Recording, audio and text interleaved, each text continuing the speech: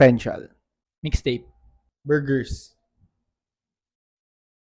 Explosive. Hindi pinapasok si Lebron. Lonzo Ball. What if?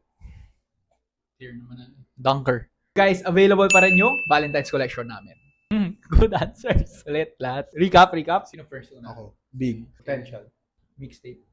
Compare naman natin yung tatlong answers natin. Mas clear ko sarili ko. Second round. Ako. Burgers. Ikaw? Explosive. O ano, naban si Lebron. Yung ba yung sa ano? Kasama sila Melo Ball. Melo Ball. Compton Magic. BBB. Hindi nakapasok si Lebron. Kaya naglonzo ka na lang. naglonzo na So, ako. third round wala na eh. What if Dunker? Lonzo. What if Dunker? But what if, di ba? Oo, pero kasi nag-potential ka na. More on, nagilin na ako kay... Okay, Cobb. Pag Correct. denies ko yung answer. Medyo kay... Pag yung answer. Medyo kay versus Cobb sa rin kanya. ako eh. Kasi big eh. Big naman talaga siya. Oo nga, big in all aspects.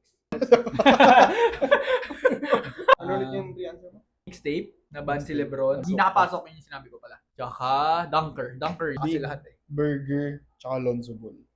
Hirap na. 1, 2, 3, go. Ako.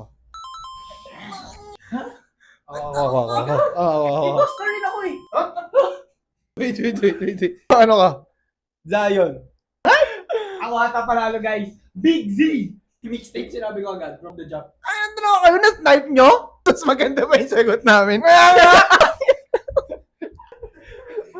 yung answer nyo? Bakit siya pinapta natin?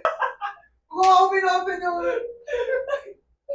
Ako si Cobb talaga. Ako as an imposter, gusto ko manalo eh.